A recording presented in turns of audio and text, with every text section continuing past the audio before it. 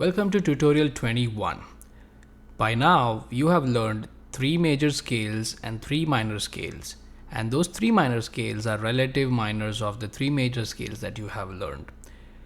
You are also aware of how to read sheet music, and you can tell key signature and time signature by the notations. And you're also able to count in those given time signatures. And so far, you're aware of 4/4 and 3/4 time signatures.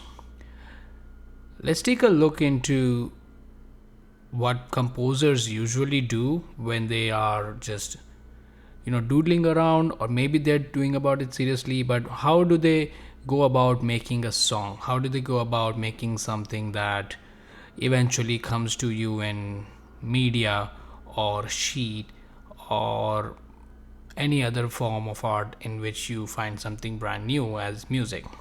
So you have found progressions so far. In most of the songs that you've done, there has been a set of chords that follow an order, and they either repeat or they completely change after 4 bars, and there's an element of variation in all of these songs that you have done. So let's try to follow that element and see if we can make something of our own. Improvisation is mostly just picking a scale that you like. Just pick any key that you like, pick the root chord of it, and then pick some other chords of that key so that you are making a progression of your own. For simplicity purpose, let's use the key signature of C and the time signature of 4/4. In the time signature of 4/4, you're going to count 1, 2, 3, 4, 1, 2, 3, 4. Pretty simple. C major scale goes like this.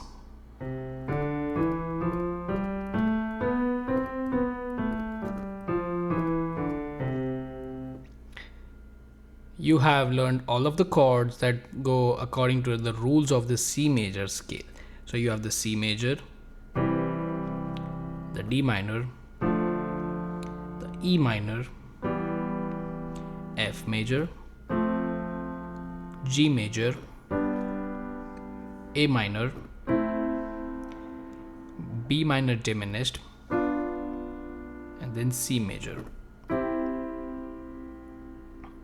C major is just repeating again to finish the scale playing from C to C, but totally there are 7 chords over here. We will pick any 3 chords to make a progression. Again, for simplicity purpose, I'm gonna pick major chords. So let's take a look at C. Then let's take a look at F. Then G.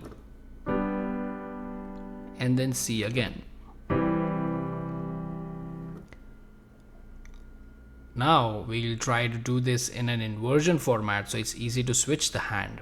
So we'll do C. For F, I just need to move E to F and G to A. For G, I need to move every finger 1 up. And then finally C again. I can go back to the original, or I could play something different by playing another inversion where I move D to E and B to C.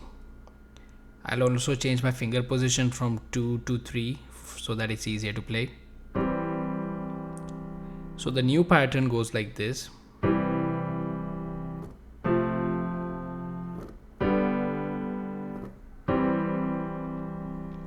There's an ascending progression feel that you can see in this pattern, and here's what it sounds like with the pedal.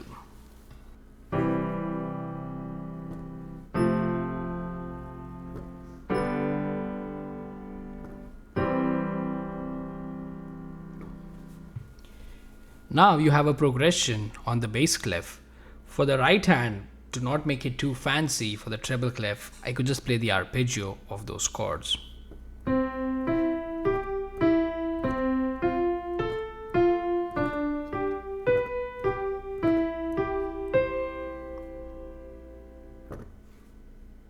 All of it put together would sound like this.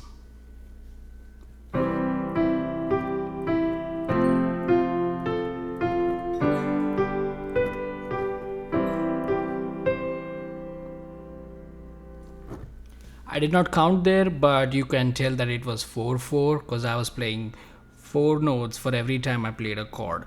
You could think of it as one bar which had just the chord on the left hand in the whole bar and 4 quarter notes on the right hand. So it's a 4 bar repetitive progression that we just made. This is a very simple example of improvisation, and you can do this with any other scale as far as you can remember all the chords in that scale and remember to count in a given time signature of your picking.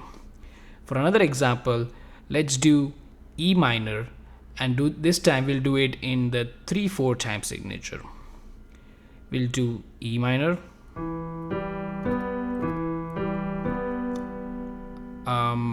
I'm gonna take the G major chord after this, because for the G major I only have to move the E note to the D note.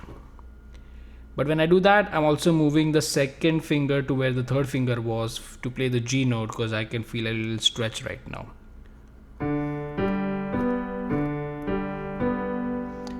I'm gonna play the D major chord after this. This was moving finger number 3 to F sharp and 1 to A, while the 5 remains on D, and then to end it with C. Just moving every note from every finger from the previous chord one back. This is what it sounds like.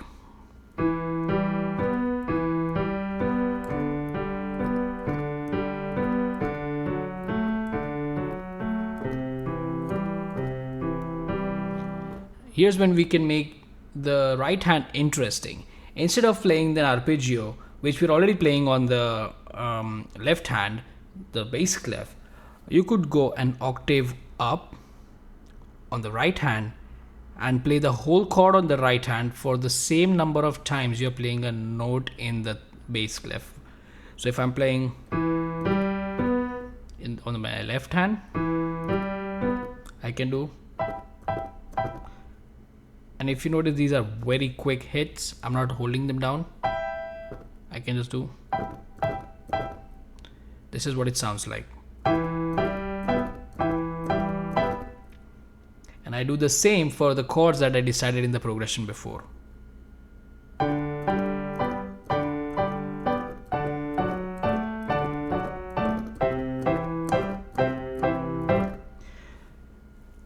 The quickness of these hits will lose its impact if you use the pedal to play this progression.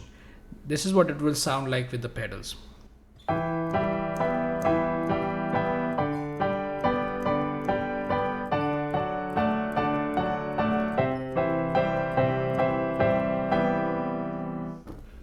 Right there, every hit was sustaining with the chord notes.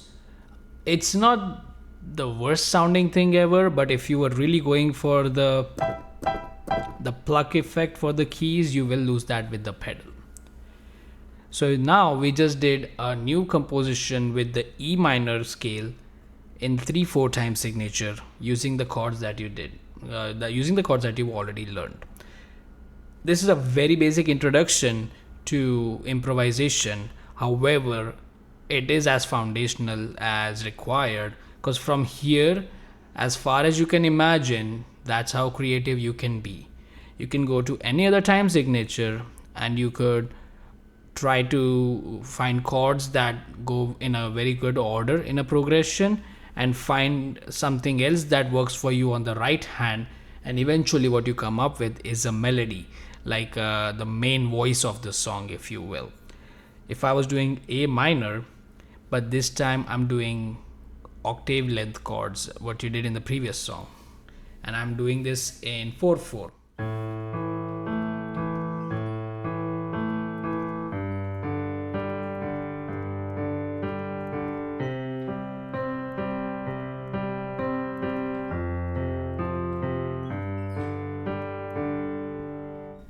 I'm not gonna say the chords, I'm gonna let you figure that out, but I'm gonna now try to play something else on the right hand, and see if you feel like that goes along with what I just played on the left hand.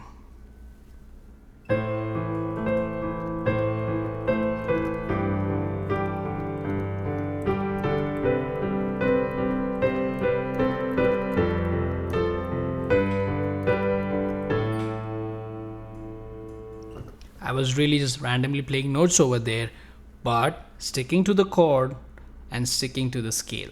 You saw me play only the notes that are present in the A minor scale. Some of them were out of the chords that I was playing over here. However, it's not the worst sounding thing ever. It is obviously good to stay within chord, but that also gives you very few options to play. Feel free to watch this portion again and see if you can break down what I just played over here and see if you can come up with something yourself in any of the keys that you've learned with a time signature. See you in the next lesson.